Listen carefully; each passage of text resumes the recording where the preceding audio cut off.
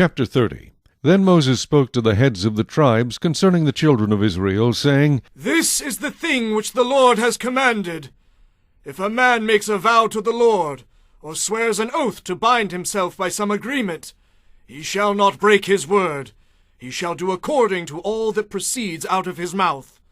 Or if a woman makes a vow to the Lord, and binds herself by some agreement while in her father's house in her youth, and her father hears her vow and the agreement by which she has bound herself, and her father holds his peace, then all her vows shall stand, and every agreement with which she has bound herself shall stand.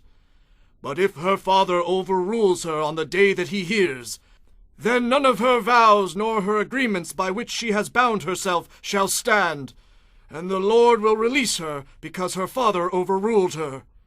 If indeed she takes a husband while bound by her vows or by a rash utterance from her lips by which she bound herself, and her husband hears it, and makes no response to her on the day that he hears, then her vows shall stand, and her agreements by which she bound herself shall stand. But if her husband overrules her on the day that he hears it, he shall make void her vow which she took, and what she uttered with her lips, by which she bound herself, and the Lord will release her.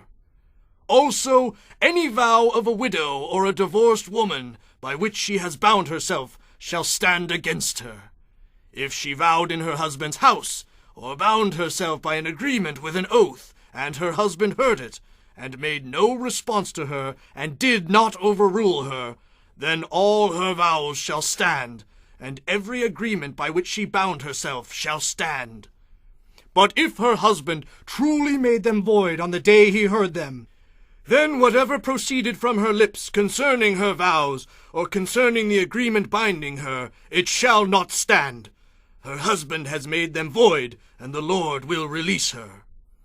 Every vow and every binding oath to afflict her soul, her husband may confirm it, or her husband may make it void.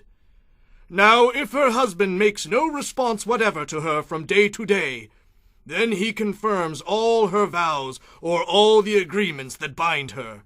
He confirms them, because he made no response to her on the day that he heard them. But if he does make them void after he has heard them, then he shall bear her guilt. These are the statutes which the Lord commanded Moses between a man and his wife, and between a father and his daughter in her youth in her father's house.